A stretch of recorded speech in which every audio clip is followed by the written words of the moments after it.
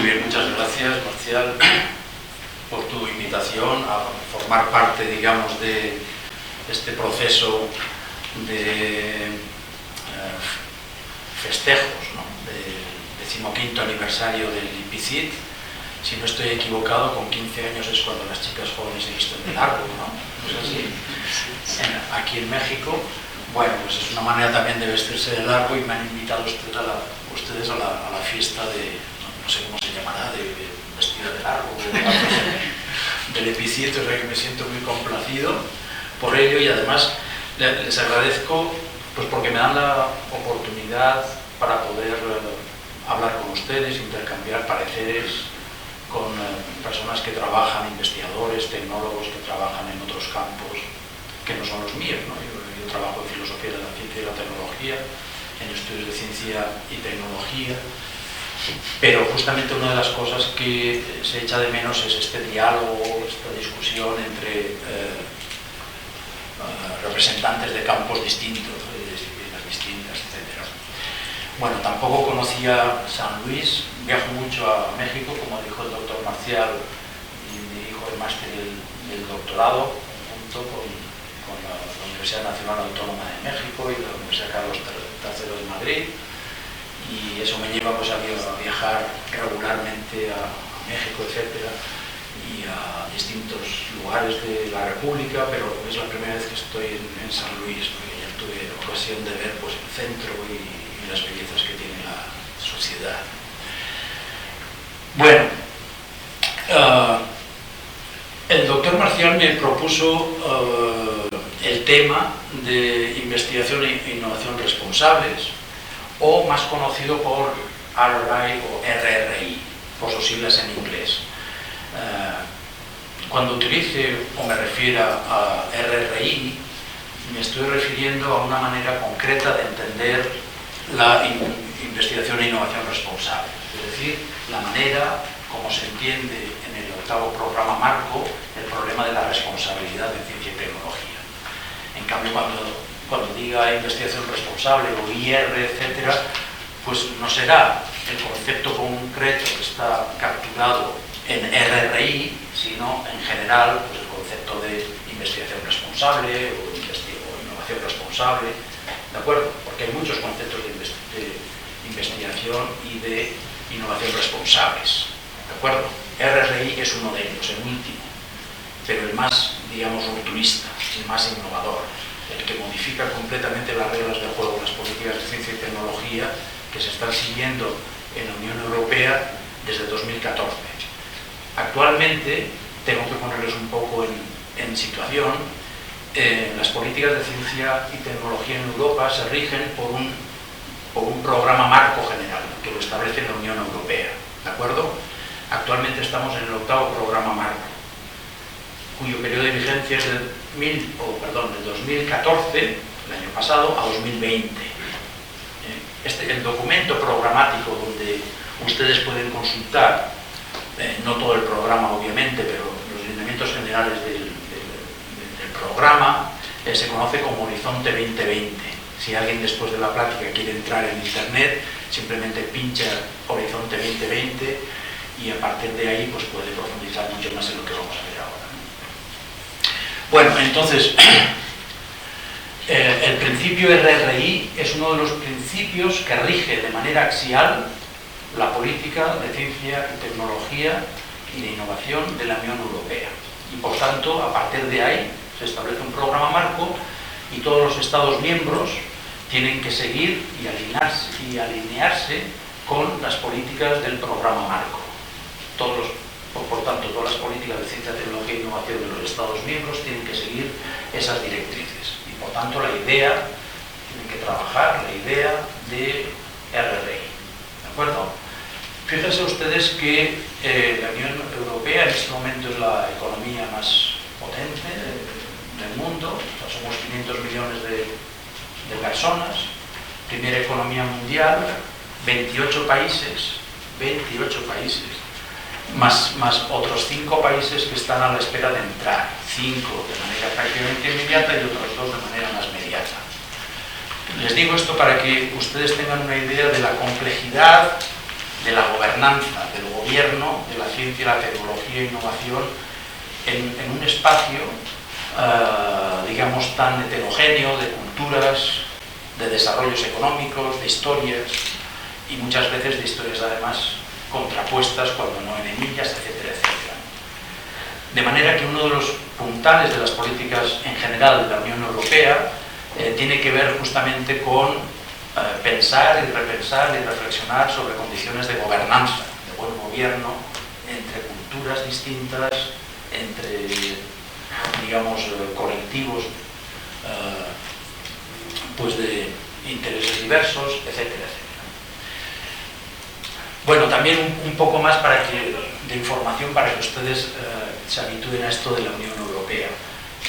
La Unión Europea, como les digo, está compuesta por 28 miembros. Hay muchos estados de Europa que no pertenecen a la Unión Europea, ¿de acuerdo?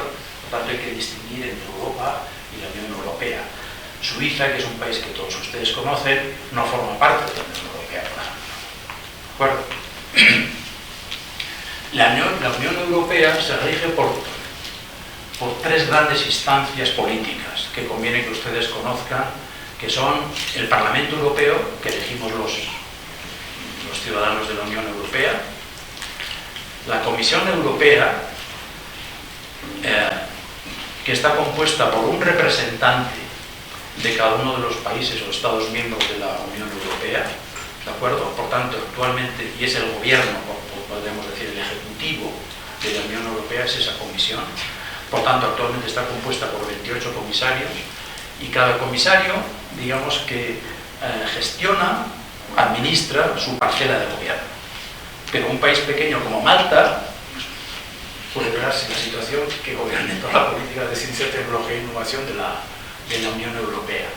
Claro, los Estados miembros potentes no van a dejar esto en manos de Malta, pero formalmente pues, es así. O sea, hay un reparto de las comisiones, y entonces, pues bueno, un comisario rige un ámbito y otro.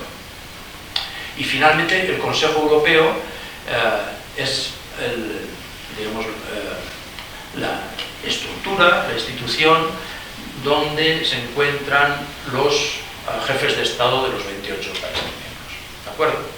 Bueno, entonces fíjense, porque es una estructura, una arquitectura política muy extraña y muy heterogénea. Por un lado, los ciudadanos europeos elegimos nuestros representantes en el Parlamento Europeo, pero luego, digamos que la instancia política sigue otro esquema de representación. Los distintos países tienen derecho a un comisario o una comisaria en la Comisión Europea. ¿De acuerdo? Y en principio esa no es una instancia democrática, porque ni siquiera es el Parlamento Europeo quien elige a los miembros de la Comisión Europea. ¿Ven ustedes cuál es el déficit democrático? Esto es interesante para entender un poco los problemas también de las políticas de ciencia y tecnología, y un poco los vaivenes de estas políticas de ciencia y tecnología a lo largo de los programas marco, ¿no? Bueno, dicho esto, entonces vamos a entrar en el tema de hoy, y lo que vamos a tratar de demostrar es, más que describir qué es eso de RRI, para qué sirve, cómo hay que entenderlo, cómo hay que comprender, etcétera, lo que voy a tratar es de seguir una perspectiva de tipo histórico. Voy a hacer un poco de recorrido histórico para que ustedes vean cuáles han sido las dinámicas, algunas a favor, otras en contra, que han permitido llegar a esta formulación de RRI. Y esas dinámicas son dinámicas muchas veces contrapuestas, muchas veces tensionadas, pero hay, digamos, unas dinámicas que a lo largo de 30 años, el primer programa marco, digamos que comenzó en 1982, hay determinadas líneas fuerza que marcan una tendencia, y esa tendencia llega hasta RRI. No de manera fácil, con muchas tensiones, vamos a verlas ahora, pero lo que quiero decirles es que no es una ocurrencia y que los científicos y tecnólogos digan, bueno, esto es algo que se le ha ocurrido al comisario de Malta, que tuvo que redactar esta parte de las políticas de la no se trata de esto. Digamos que la idea de realizar una ciencia, una tecnología, una innovación que sean más responsables es, como vamos a ver, una constante en estos 30 años. ¿De acuerdo? Bien, cuando hablamos de investigación responsable en ciencia y tecnología, digamos que abordamos problemas de tipo deontológico, ético, etc., ¿no? ¿Qué significa investigación responsable? Y frente a esto, pues tenemos distintos sentidos de la responsabilidad y distintas concepciones de qué es ser responsable, de qué es ser un científico o científica responsable, por ejemplo. Alguien de ustedes puede decir, bueno, ¿soy yo responsable, suficientemente responsable? Y entonces, a partir de ahí, puede hacerse toda una serie de preguntas para saber si es responsable o no, suficientemente responsable, bueno, o cuán responsables son sus prácticas actuales en relación a las prácticas de investigación de hace 15 años. Bueno, esas cuestiones pueden ser, digamos, compartimentadas en dos ámbitos, ¿no? Algunas de esas cuestiones son cuestiones que atañen, digamos, a la ética interna de científicos y tecnólogos. Y son problemas deontológicos que tienen que ver con las buenas prácticas, ¿no?, dentro de la comunidad científica y tecnológica. Por ejemplo, pues no plagiar en el sentido de copiar, no en el sentido mexicano de plagiar, sino en el sentido de no copiar o, pues no sé, no cocinar datos más allá de lo admisible. Bueno, políticas que tienen que ver no solamente con la producción de resultados, sino también con la comunicación de esos resultados en productos científicos, ¿no?, o tecnológicos, en artículos, en papers, en monografías, etc. Pero hay otro tipo de cuestiones en relación a la ética y a la deontología de los científicos y tecnólogos que tienen que ver con aspectos que podríamos llamar externos, es decir, externos en el sentido de que incorporan cuestiones relativas a la relación de sus prácticas con la sociedad. No son, por tanto, internas a la propia comunidad científica, sino que se interrogan sobre cuestiones de la relación ciencia-sociedad. ¿De acuerdo? Por ejemplo, la pregunta, ¿cuán pertinente es la investigación que yo estoy haciendo? ¿Cuán socialmente pertinente es la investigación que yo estoy haciendo? ¿No? Sería una pregunta típica de este sentido externo de la responsabilidad.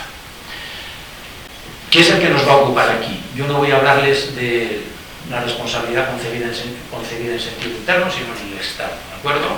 Bien, entonces en el sentido externo, digamos que los conceptos tradicionales de responsabilidad, los que intuitivamente tenemos más o menos todos, y sobre todo ustedes que son científicos y tecnólogos practicantes, se sostienen sobre una idea demarcacionista de la relación ciencia, tecnología, sociedad. Me voy a referir mucho a esta concepción demarcacionista y por tanto voy a presentarla. Según esa imagen demarcacionista de la relación ciencia-tecnología, pero bueno, para ser más breve, solamente hablaré siempre de ciencia en lugar de ciencia, tecnología. Según esa relación esa relación con base demarcacionista de la relación ciencia-sociedad, los dos ámbitos de la ciencia y de la sociedad son ámbitos autónomos. La ciencia es un ámbito autónomo que se rige por sus propias normas, por sus valores, por sus objetivos, y son los científicos, los tecnólogos, quienes gobiernan, gestionan ese ámbito, ¿de acuerdo? Y el de la sociedad es un ámbito aparte. Y con base en esta demarcación de dos ámbitos claramente distinguidos, la relación entre ambos se ve como una relación unidireccional o lineal, en la que, digamos, los resultados de la ciencia impactan externamente en la sociedad. Entonces, en esta imagen tradicional lo que se trata es de que esos impactos externos a la ciencia en la sociedad, pues en los últimos años se ha hecho un esfuerzo grande para ver que esos impactos tienen que ser impactos externos con pertinencia social. Entonces se trata en estos ejercicios, digamos, con base en esta imagen tradicional de la relación ciencia-sociedad, se trata de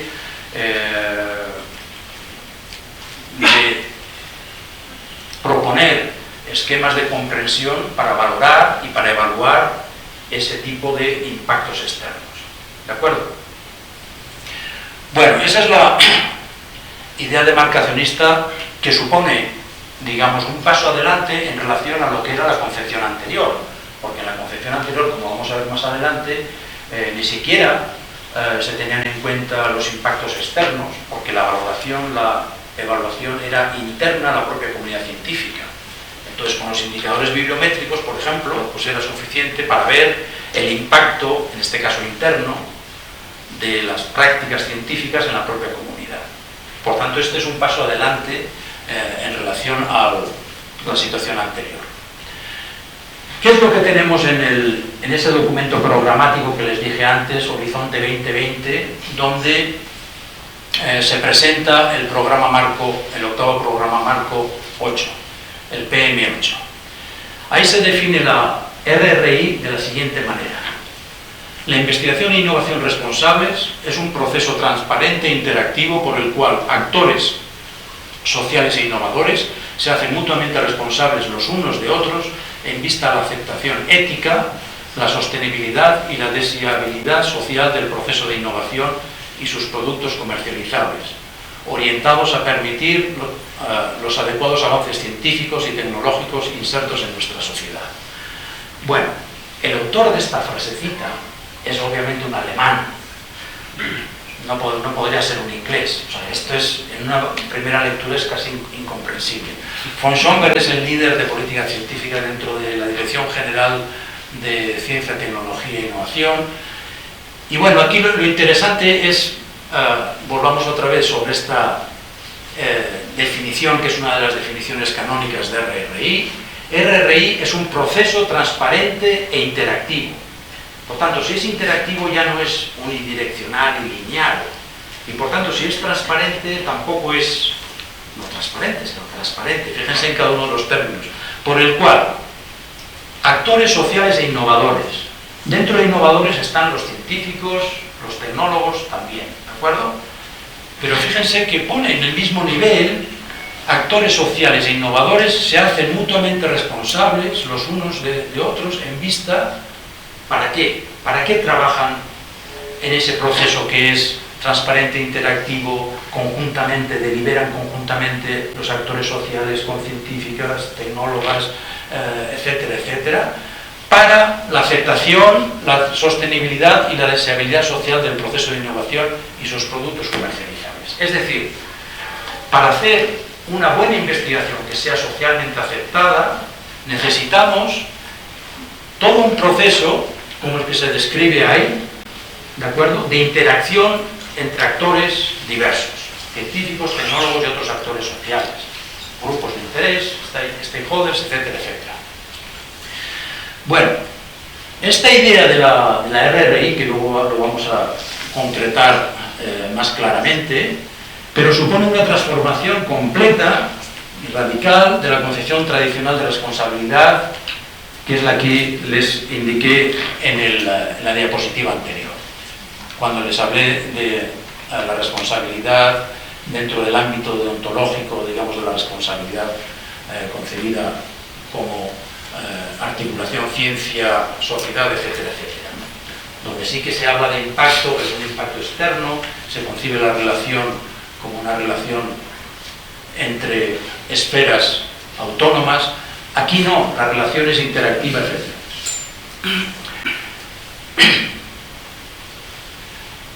Bien, tenemos por tanto, hemos avanzado en relación a lo que eran concepciones de responsabilidad científica y tecnológica, hasta pasar a lo que vimos recién en relación a RRI. Este cambio, esta transformación se ha dado a través de dos dinámicas distintas, o de dos hechos distintos. Por un lado, el hecho de lo que podríamos llamar una mayor integración sociotécnica, es decir, en los últimos años hay una integración de los criterios de responsabilidad social en conjunción con la promoción de las actividades científico-técnicas de I+D. Es decir, la promoción de actividades de I+D tiene que venir de la mano de actividades que sean responsables. ¿De acuerdo? Y la segunda dinámica, digamos, que conduce de una dinámica o una comprensión pre-RRI a una comprensión RRI es la radicalización de esa integración.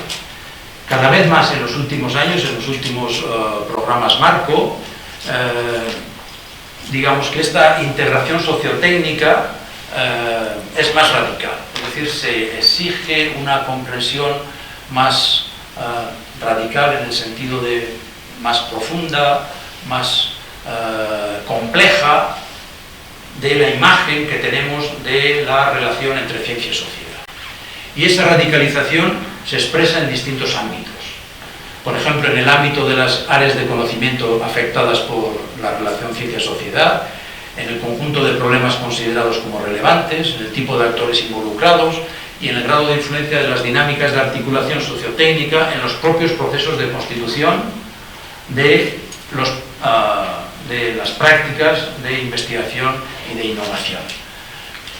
Es decir, que la radicalización, si al principio, por ejemplo, operaba en el ámbito de, podremos decir, de, si ustedes quieren, las ciencias de la salud, o bueno, pues la radicalización se ha ido extendiendo a otros ámbitos. Lo mismo, por ejemplo, el tipo de actores involucrados. Si al principio los actores involucrados pues eran los científicos, los políticos y quizá algunos actores industriales, pues la radicalización ha llevado a que en los últimos programas marco, de manera progresiva y creciente, sean más actores sociales, stakeholders, grupos de interés, los que se tomen también como grupos que tienen que intervenir en esa integración sociotécnica. Bueno, entonces, en esa dinámica general de radicalización, de una comprensión sociotécnicamente más integrada de la relación entre la ciencia y la sociedad, esa radicalización o esa progresiva integración sociotécnica no se da sin problemas o sin tensiones, que es lo que vamos a ver ahora. Los problemas o las tensiones tienen que ver básicamente con dos elementos. Por un lado, con el hecho de que las políticas de innovación se articulan central y axialmente orientadas hacia la competitividad económica y tienen como objetivo el logro de digamos, fines económicos, etc. Pero por otro lado, como acabamos de ver, se da en el contexto de dinámicas que demandan una mayor apertura social y una mayor integración sociotécnica, es decir, una mayor incorporación de actores y de otro tipo de valores que no son económicos o que no son los que se persiguen en las políticas de innovación, sino que son valores, expectativas, intereses que pueden tener otros grupos sociales. Esta es la tensión que enmarca podríamos decir, el recorrido que ha seguido el concepto de responsabilidad en los programas marco europeos prácticamente desde su inicio, y lo que voy a tratar de mostrarles. Entonces voy a tocar tres puntos.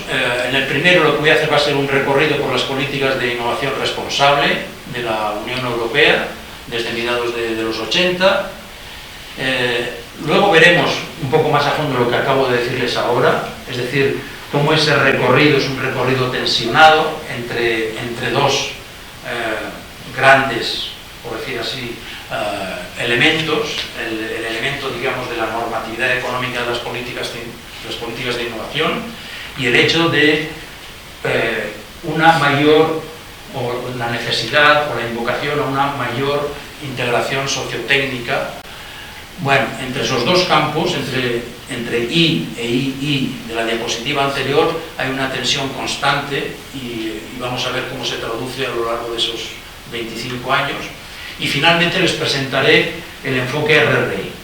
como una manera nueva de entender la relación, la articulación entre la ciencia y la sociedad, la integración sociotécnica, y como, digamos, una comprensión que requiere de una, digamos, de prácticas o de patrones de trabajo distintos, también para los científicos, los tecnólogos, pero también para los políticos, que diseñan las políticas. ¿De acuerdo? Bueno, comenzamos entonces con el primer punto. Mi presentación no va a ser una presentación de carácter, digamos, cronográmico, podríamos decir. No voy a seguir una orientación puramente histórica, sino que voy a mostrarles que en relación a las políticas de ciencia y tecnología y concretamente sobre la responsabilidad, tenemos que tener en cuenta cómo esas políticas de ciencia y tecnología han sido orientadas por distintos elementos, ¿no? En los 8 programas marco, ¿no? Una primera orientación es la orientación económica. Como digo, no se trata de que las orientaciones económicas o la orientación económica general primara en los primeros programas marco, luego la orientación que verán a continuación, la orientación hacia problemas, luego otra orientación, sino que van y vienen esas orientaciones, ¿de acuerdo? Todavía se puede ver orientaciones hacia lo económico, hacia privilegiar lo económico en las políticas de ciencia y tecnología. Lo que existen son tensiones, y esas tensiones lo que hacen es reflejar que, pues, la heterogeneidad de la Unión Europea, los intereses de los estados, los intereses de realidades muy diversas, etc. Bueno, una primera orientación entonces que ha informado y que ha dirigido las políticas de ciencia y tecnología es la orientación económica, obviamente, ¿no? Desde la época moderna, desde el siglo XVI, XVII, digamos, la ciencia y la tecnología han sido vistas como instrumentos del progreso económico, de la transformación económica, etcétera, etcétera, ¿no? Recuerden ustedes, pues, los nombres ilustres como Bacon y Descartes, o no sé, las utopías del Renacimiento, etcétera, etcétera, ¿no? Campanella, etcétera, ¿no?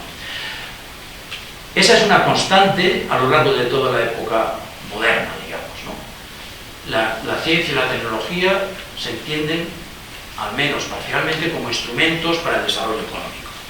Y actualmente eso también es así. En la situación de economía globalizada actual, la economía, digamos que es, o mejor dicho, la ciencia y la tecnología son pilares fundamentales del progreso y la competitividad económica.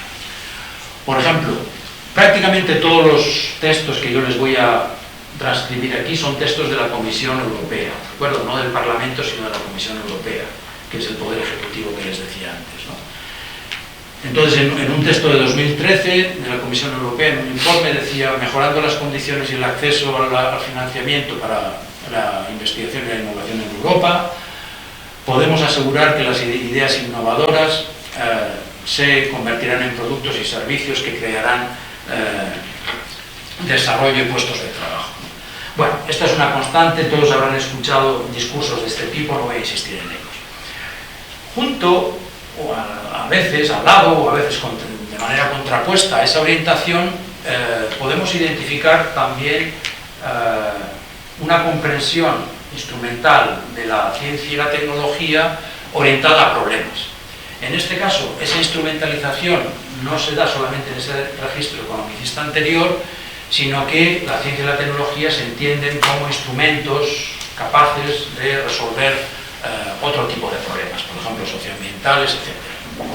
Por ejemplo, en el 5º programa marco podríamos leer que es necesaria la integración de la dimensión socioeconómica en programas específicos del 5º programa marco para tener una comprensión cabal de las necesidades de la sociedad europea y de los retos económicos y sociales que enfrenta.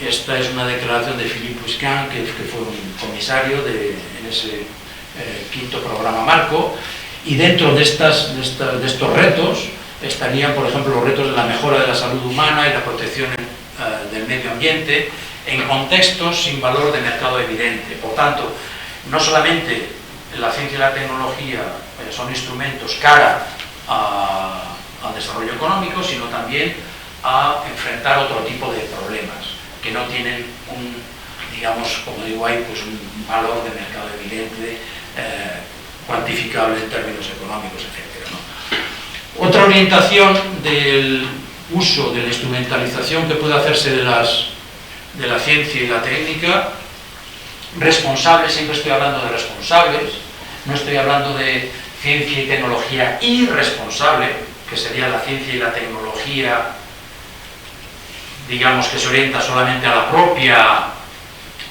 comunidad científica y que se evalúa a través de indicadores bibliométricos, por ejemplo, ¿de acuerdo? Ese es un ejemplo arquetípico de ciencia y tecnología, bueno, de ciencia irresponsable. Bueno, acá estamos hablando de concepciones de responsabilidad distintas, ¿no? Las concepciones de responsabilidad distintas son aquellas que al menos consideran el impacto y la pertinencia social de la ciencia. Bueno, en esta otra caracterización, la orientación no va dirigida al desarrollo económico, tampoco a problemas concretos, sino, como aparece en el programa Marco 8, a lo que se llaman los desafíos, las challenges, ¿no? Entonces, en el programa Marco 8 se identifican 7 grandes desafíos. Ya no son problemas concretos. Seguramente las políticas de ciencia y tecnología en el México identificarán determinados problemas, etcétera, como hacía anteriormente, como hacían los países europeos anteriormente y también los programas marcos de la Unión Europea, ¿no? Acá lo que tenemos no es solamente un cambio semántico de problema a desafío, sino una idea distinta de cómo fijar las finalidades de la ciencia y la tecnología, no orientadas a problemas concretos, sino a grandes desafíos, a 7 grandes desafíos, que los tienen ahí: salud, cambio demográfico, bienestar, seguridad alimentaria, paso rápidamente, energía segura, limpia, etcétera, transporte inteligente integrado, acción climática, medio ambiente, bueno, Europa en un mundo cambiante, sociedades inclusivas, etcétera, sociedades seguras, la última, libertad y seguridad de Europa y de sus ciudadanos. No se identifican, por tanto, problemas, sino grandes retos, grandes desafíos.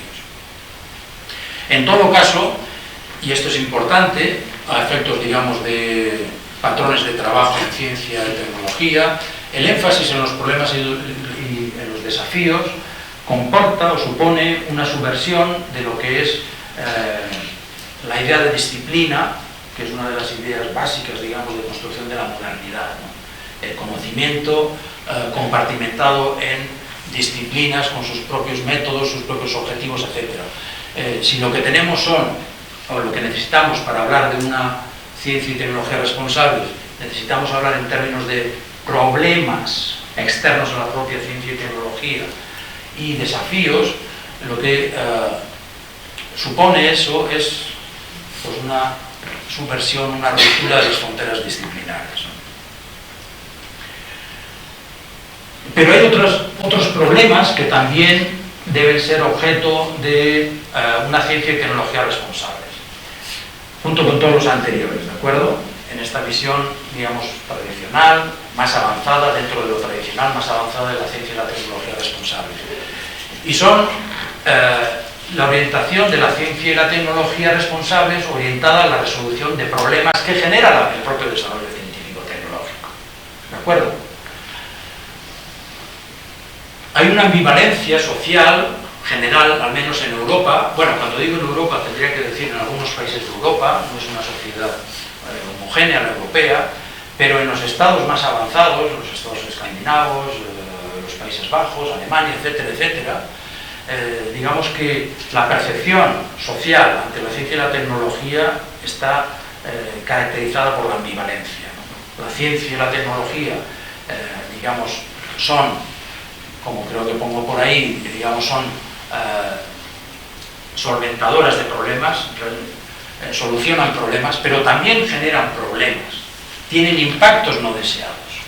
Y compete a una ciencia y tecnología responsables también dar cuenta o afrontar, enfrentar esos problemas no deseados. Por ejemplo, todo lo que tiene que ver con innovaciones de guerra o desarrollos de la ciencia y tecnología que generan contaminación ambiental, accidentes tecnológicos, por ejemplo, los problemas que generan determinadas líneas de desarrollo en ingeniería genética al servicio de mejora del ser humano, problemas de tipo socioético y sobre qué significa o qué sentido tiene la naturaleza humana, y el hablar de normalidad de la naturaleza humana cuando se aplica, digamos, resultados de la ingeniería genética, o impactos también de tipo cultural. Les propongo aquí algunos impactos no esperados o no deseados. Por ejemplo, la teoría de la evolución, que es algo más que una mera teoría científica. La teoría de la evolución comporta un cierto desencantamiento del mundo en la medida pues, que no requiere de la hipótesis de un Dios creador, por ejemplo, etc., ¿no? ¿Qué significa esto para muchos grupos sociales, ¿no? Particularmente, por ejemplo, religiosos, etc., ¿no? Bueno, entonces, también los problemas vinculados al desarrollo de la ciencia y tecnología deben ser abordados reflexivamente desde la propia tecnología. Pero en todos estos casos, por decir así, la ciencia y la tecnología, en cuanto que prácticas solucionadoras de problemas, actúan, la ciencia y la tecnología, reactivamente. Es decir, hay problemas vinculados a la economía, al medio ambiente, al propio desarrollo de la ciencia y la tecnología, y la ciencia y la tecnología están constreñidas a dar una respuesta, ¿no? Reactivamente a esos problemas generados. Ahora bien, lo interesante, y aquí empiezan a cambiar un poco las cosas, es cuando esa naturaleza resolutoria de problemas no solamente se percibe reactivamente, sino que se percibe proactivamente. ¿En qué sentido proactivamente? En el sentido de que, como les pongo ahí, la reflexión socioética es en sí misma beneficiosa para la investigación. Es decir, cuando el hecho de abordar una ciencia y tecnología responsables, es decir, abordar la práctica o el desarrollo de la ciencia y tecnología en el contexto de la articulación ciencia-sociedad, no solamente da respuesta a los problemas que vimos antes, problemas de economía, etcétera, etcétera, sino que ese hecho se entiende que puede ser beneficioso para la propia investigación, para el propio desarrollo de la investigación. ¿Ven ustedes cuál es la diferencia? Para la propia práctica investigadora. No solamente para resolver problemas externos, sino internamente para robustecer, mejorar, hacer una mejor investigación en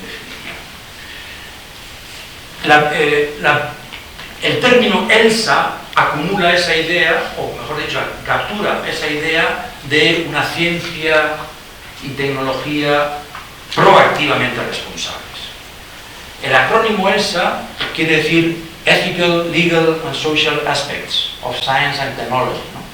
¿De acuerdo? Aquí los amigos del norte, del Río Grande, le llaman ELSI, es lo mismo que Aspects, la I es Issues, ¿de acuerdo? Entonces, en el segundo programa marco, 1987-91, un proyecto vinculado, fue el proyecto piloto, un proyecto vinculado al desarrollo del proyecto del genoma humano, consideró estos aspectos éticos, legales, sociales de la investigación, ¿de acuerdo?, del marco de su investigación, en estos términos proactivos. Eso significó, reflexivamente, tratar de ver cómo podían integrar esos aspectos en la propia investigación. ¿De acuerdo?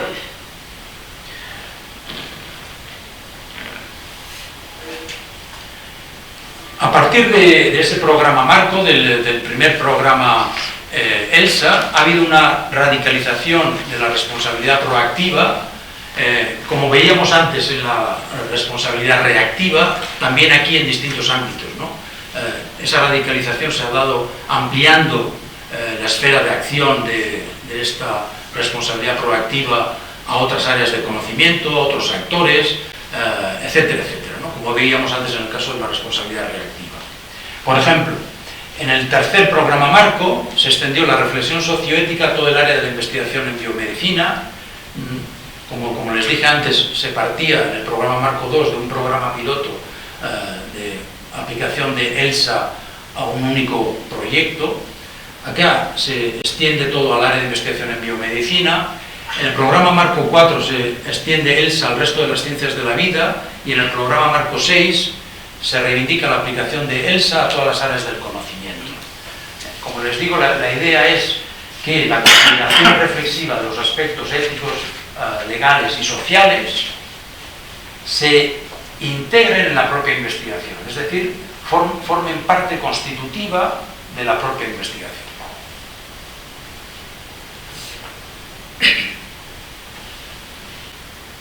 En el programa 7, por otro lado, la radicalización, bueno, antes les presenté esa radicalización entendida como extensión del programa AELSA a campos cada vez, digamos, mayores, etcétera, pero también hay una radicalización en la idea de los actores que tienen que ser involucrados o tienen que integrarse en esta concepción proactiva de la responsabilidad, ¿no? En el programa 7, por ejemplo, la articulación sociotécnica se expresa en la necesidad de integrar actores extraacadémicos en las propias dinámicas de innovación. Zoran Stanisic, en 2007, pues en el momento de la transición del programa 6 al programa 7, decía: debemos hacer mucho más, encontrar maneras de comprometer activamente a la sociedad civil, a los grupos de interés y al público en general en la preparación y ejecución de la investigación.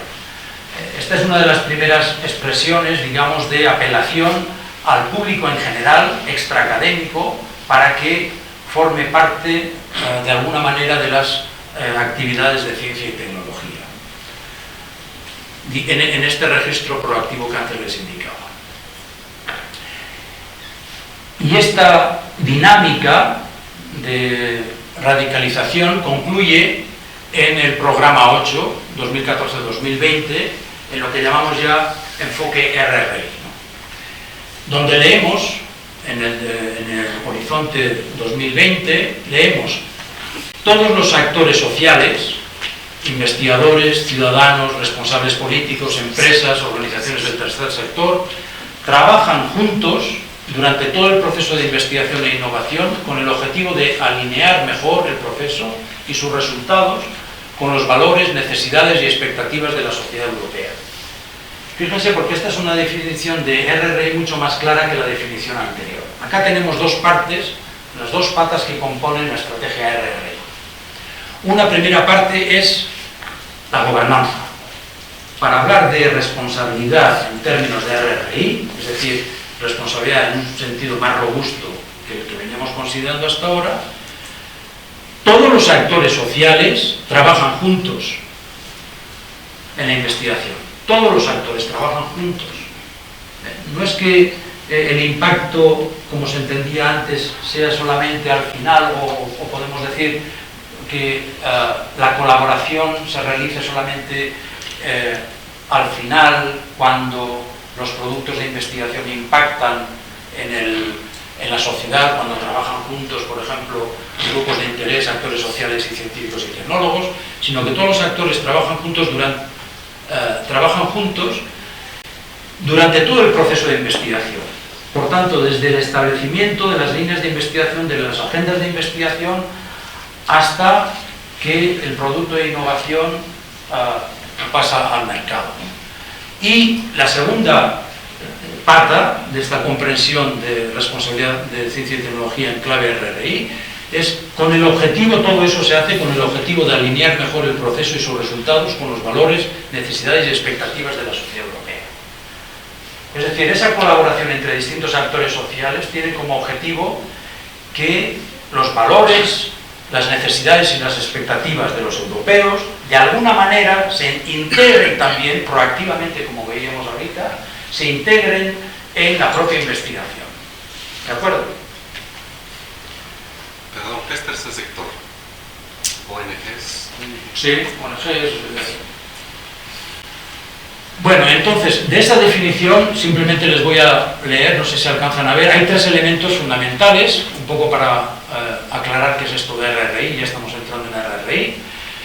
En primer lugar, la responsabilidad se entiende, la nueva responsabilidad, el concepto de responsabilidad bajo el foco RRI, se extiende al ámbito mismo de los resultados deseados de la innovación, y no únicamente a la modulación social de innovaciones tecnológicas cuyas motivaciones suelen permanecer impermeables al debate. Es decir, la responsabilidad no solamente se da en el momento final, ¿de acuerdo?, sino se da en el momento inicial también del establecimiento de las agendas de investigación, de los fines que queremos lograr con esa investigación, etc.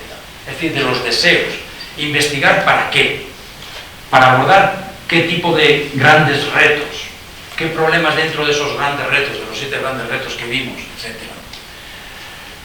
Por tanto, la colaboración no es solamente al final, sino como veíamos antes en la definición de RRI, se da a lo largo de todo el ciclo de innovación, comenzando desde el principio, ¿no? El establecimiento de agendas, etc. En segundo lugar, el nivel de responsabilidad social de la ciencia y la tecnología se fundamentaría sobre la voluntad y habilidad para articular los procesos y resultados de las innovaciones con la diversidad de nuestras sociedades. Por tanto, esa colaboración tiene que ser transparente, tiene que darse sobre las bases de una deliberación sobre expectativas, valores, normas distintos, ¿de acuerdo? De los científicos, los tecnólogos, pero también de los distintos actores sociales. Y en tercer lugar, esa invitación a la participación de actores extraacadémicos en los propios procesos de investigación plantea a concebir la responsabilidad, la RI, sobre la innovación responsable, como una cuestión abierta a modo de problema cuya definición y satisfacción dependerían de la contingencia de las propias dinámicas de interacción entre distintos. Es decir, ¿qué es o qué sea la innovación responsable? Por no utilizar investigación e innovación responsable, utilizo solamente innovación responsable. ¿Qué sea innovación responsable? Es algo abierto. ¿Qué sea innovación responsable? No puede ser fijado de antemano desde arriba abajo por políticas de ciencia y tecnología de arriba abajo, fijadas por los responsables políticos, sino que es responsable, es algo abierto y que se fija en esos procesos de deliberación, de discusión entre actores. Y por tanto, RI es algo contingente, que sea responsable es algo contingente, no es algo que está determinado por las políticas, por ejemplo. Bueno, pero para ir avanzando, voy a ir más rápido. Para ir avanzando entonces, en esta segunda parte, la segunda y tercera parte son más breves. Lo que les quiero es, digamos, mostrar más realistamente que este recorrido histórico que les he mostrado hasta llegar a RRI, de lo que podríamos llamar una visión responsable de ciencia y tecnología, no se ha dado de manera, digamos, aproblemática, sino que se ha dado siempre en una tensión entre dos aspectos o entre dos constricciones fundamentales, ¿no? Por un lado, el hecho de que las políticas de innovación sean centro de las políticas económicas en la Unión Europea y, por otra parte, la visión demarcacionista de la relación ciencia-sociedad. Estas dos son las constricciones que han, digamos, frenado un concepto de responsabilidad más integral hasta llegar al programa Marco 8. En relación a la primera idea, es decir, la innovación como núcleo de la actividad económica, digamos que los programas marcos primeros han sido deudores de estas ideas de la innovación como concebida como aspecto central o axial de las políticas económicas, ¿no? En la década de los 20 hay una fuerte actividad, mejor dicho, hay una fuerte idea de autonomía de la ciencia en relación a la sociedad, podríamos decir muy ilustrativamente, la ciencia es cosa de los científicos y punto. En la década de los 60, una vez pasada la Guerra Fría, etc., hay una necesidad de adecuar la oferta científica a la demanda del mercado, sin cuestionar la autonomía de la década anterior, de los 40, de la Guerra Fría. Ese concepto de autonomía fuerte, etc., se debe a Vannevar Bush y los conceptos de la relación ciencia-sociedad de Estados Unidos de América, pero cuando, digamos, se supera la época de la Guerra Fría, la ciencia no solamente puede preservar, pues en este caso la independencia de los Estados Unidos frente a la Unión Soviética, etcétera, sino que puede ser un instrumento de desarrollo económico, ¿no? Este proceso o mejor dicho, esta nueva concepción de la innovación como núcleo de la política económica a partir de los 60 encuentra ciertas resistencias. En los años 70, ahí les pongo algunas de las resistencias, de las críticas frente a esta idea de innovación como eje de las políticas económicas, pero en los 80, con las políticas neoliberales, sobre todo en Europa, Margaret Thatcher en Gran Bretaña, etc., volvemos otra vez a la idea de que la responsabilidad de la ciencia está articulada o debe estar al servicio del desarrollo económico, ¿no? Entonces, por ejemplo, los informes de la OCDE de este periodo pues son muy ilustrativas al respecto, y es el enfoque dominante actualmente, ¿no? Es decir, se entiende desde esta perspectiva que ciencia y tecnología responsables son aquellas que contribuyen al desarrollo de las políticas económicas y al desarrollo económico.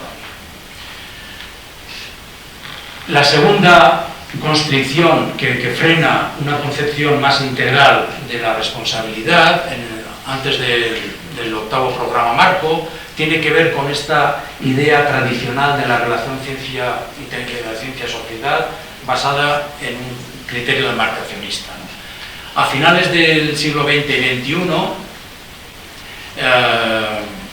digamos que se genera en Europa una gran desconfianza social ante la tecnología y sus gestores, por una serie de razones, entre ellas, por ejemplo, las controversias en relación a la biotecnología, los transgénicos, etcétera, pero también en esa época, los más jóvenes no lo recordarán, pero los más veteranos sí, por el fracaso de las políticas regulatorias en algunos grandes problemas, como fue el de las vacas locas y otras crisis, ¿no? Bien, frente a estos problemas, frente a esta situación, en ese parteaguas, en esa vertiente de siglos XX-XXI, ¿cuál es la respuesta de la Unión Europea? Pues es una respuesta que articula la relación ciencia-sociedad sobre la base de dos esferas claramente distintas, autónomas, ¿no?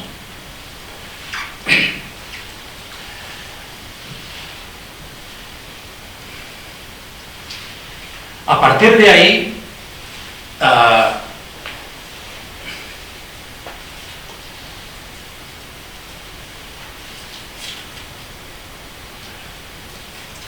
esa es una constante, como les digo, la autonomía de las dos esferas, aunque en el programa marco, por ejemplo, correspondiente a 2004, fíjense, por ejemplo, cómo se aborda el problema de la nanotecnología, ¿no? Y de una concepción más, digamos, sociotécnica o socioética de la nanotecnología, ¿no? Debemos desarrollar la nanotecnología de manera más segura y responsable. Debemos adherirnos a principios éticos y deben estudiarse científicamente los riesgos potenciales de la salud, la seguridad y del medio ambiente. También para prepararnos para posibles regulaciones. Los impactos societales, o sea, de la sociedad, necesitan ser examinados y tomados en consideración. El diálogo con el público es esencial. Pero fíjense cómo se concibe lo que les dije antes de esta demarcación ciencia-sociedad, ¿no? Sobre esta base demarcacionista. Por un lado, lo que tenemos es el desarrollo científico-tecnológico, y por otro lado lo que tenemos que tratar de hacer es modular ese desarrollo científico-tecnológico con consideraciones de tipo socioético, etc., ¿no? Eso lo vemos típicamente, por ejemplo, en los eurobarómetros que miden de manera regular las percepciones de los europeos en relación a la ciencia y la tecnología. ¿Cómo enfocan el problema, por ejemplo, de la reticencia social los eurobarómetros? Pues lo enfocan como si esa reticencia social fuera una reticencia entre dos ámbitos, entre el ámbito de la ciencia y el ámbito de los valores morales de la sociedad. Siempre tenemos como base, digamos, esa demarcación entre la ciencia por un lado y, ven ahí en el segundo párrafo con mayúscula, y por otro lado el aspecto social, etcétera, de la investigación, ¿no? Si vemos el problema o la relación ciencia-sociedad de esta manera, entonces como resultante lo que tenemos es una comprensión de la ciencia como actividad autónoma no abierta al debate público, salvo a través de la consideración de los impactos externos. Todo lo demás permanece obturado a la reflexión, a la vista de la sociedad, si ustedes quieren. Aún así, a partir de 2001, ya hay informes, pueden identificarse informes donde justamente ponen en cuestión esta idea de la demarcación ciencia-sociedad y abogan por una comprensión distinta de la relación ciencia-sociedad que no sea de carácter unidireccional, lineal, sino que sea de carácter más interactivo y que problematice, y eso es lo más importante, en la parte acá de abajo, que problematice, es decir, la existencia de informes que situaban la búsqueda de mayor armonización entre ciencia y sociedad, ciencia más responsable, no partiendo del diagnóstico del conflicto entre ambos ámbitos autónomos, la demarcación, sino del reconocimiento de la necesidad de transformar las prácticas científicas mediante la problematización de sus capacidades y normas. Frente a la idea de que el problema de la reticencia social, por ejemplo, se puede solucionar mediante más alfabetización y más información científica de la ciudadanía, hay otros informes que lo que sugieren es que lo que se trata es de problematizar las propias prácticas científicas. Y en este periodo de los últimos 10 años, anteriormente les hablé de parteaguas entre los dos siglos, en los dos últimos, mejor dicho, en la última década, digamos que perviven las limitaciones anteriores, es decir, la subordinación a la lógica económica, y pervive también la imagen, digamos, dominante demarcacionista de la relación ciencia-sociedad, pero con algunas, digamos, modulaciones, ¿no? Digamos que la imagen no es tan burda como en décadas anteriores, ¿no? Pero aquí, en 2007, por ejemplo, pues ya ven cómo se subordina las políticas de aceite a la lógica económica, ¿no? Para Europa, ser la sociedad más avanzada, la sociedad de conocimiento más avanzada del mundo, para que sea Europa la sociedad más avanzada del conocimiento del mundo, es imperativo que los asuntos y necesidades de tipo societal concernientes a la ciencia y la tecnología se tomen en consideración, ¿no? O sea, aquí lo importante es, una vez más, la consideración de Europa como la sociedad de conocimiento más avanzada. Y lo mismo tendríamos también en la relación de demarcación, ¿no? Por ejemplo, en el caso del análisis del riesgo, podríamos considerar, como leemos en este texto, la gestión del riesgo puede ser entendida como un proceso de ponderación del resultado de la evaluación del riesgo con factores políticos y socioeconómicos. Ven, hay como dos, por un lado tenemos el análisis del riesgo, la evaluación del riesgo, que nos da el dato objetivo, por ejemplo, cuantitativo del riesgo, y que se modula luego con factores políticos y socioeconómicos que de alguna manera completan la evaluación, ¿no? del riesgo, ¿no? Pero aquí tenemos, por decir así, dos elementos. Por un lado tenemos algo que es objetivo, la evaluación, y otra cosa que es complementaria, que es el análisis de los factores socioeconómicos, etcétera, etcétera. Pero ese análisis objetivo actúa como salvaguarda de las dinámicas de innovación tecnológica al establecer límites de legitimidad sobre aquello que puede considerarse. Es decir, ese análisis del riesgo, esa evaluación del riesgo, establece algunos campos que no están sujetos a la discusión con otros actores sociales, etcétera, etcétera, porque se entiende que son ámbitos de análisis objetivo.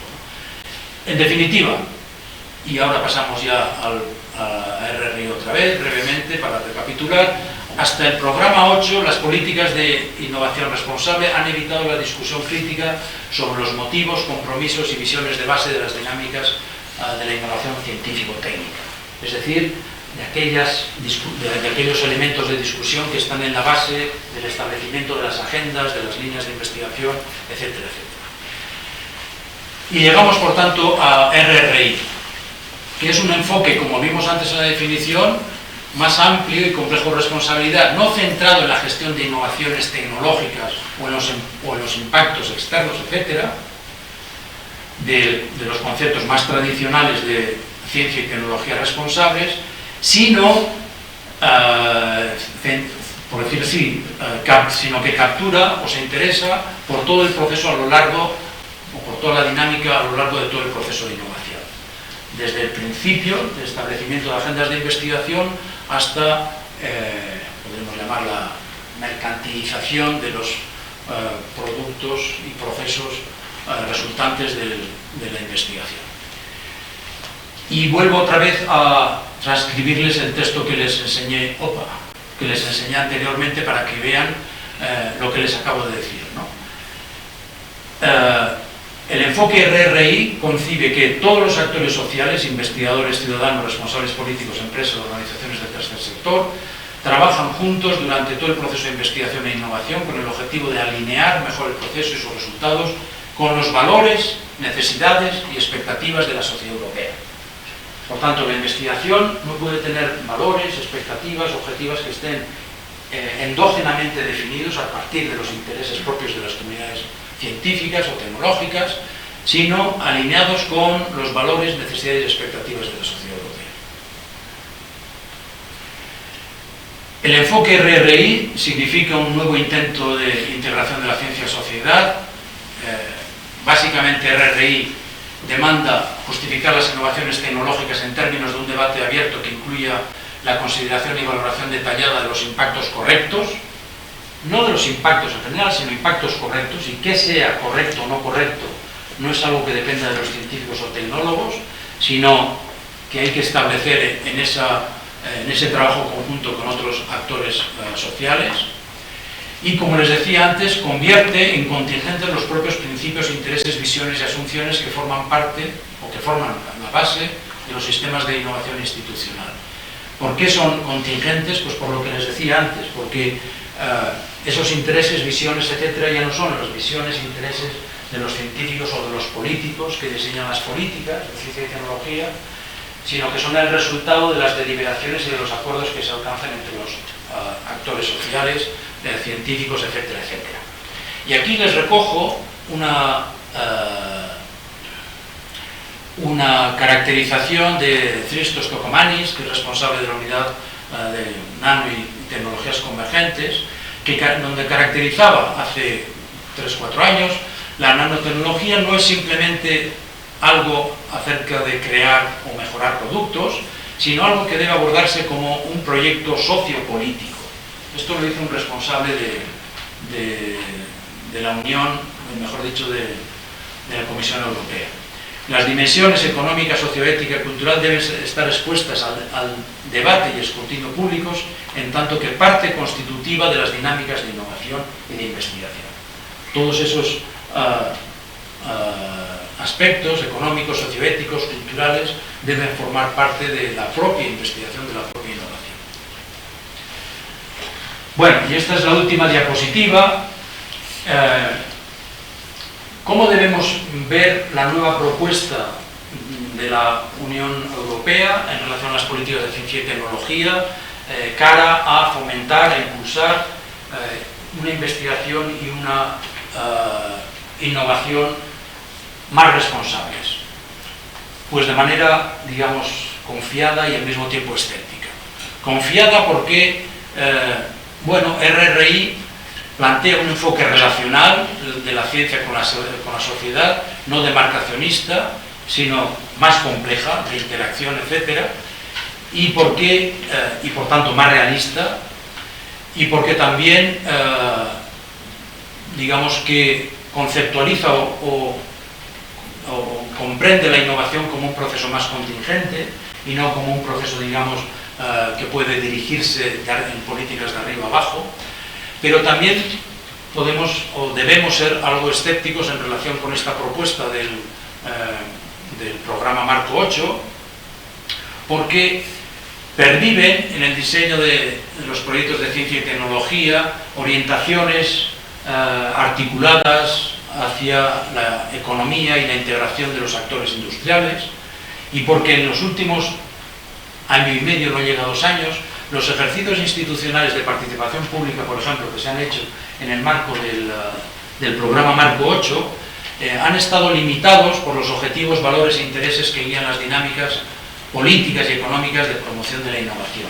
Es decir, que sí que hay ejercicios piloto y se están, digamos, implementando muchas experiencias de participación pública, que es uno de los campos fuertes de una concepción RRI, pero justamente esos ejercicios de participación pública están limitados habitualmente a objetivos, valores e intereses de las políticas orientadas hacia la promoción de innovación como aspecto central del desarrollo económico, ¿no?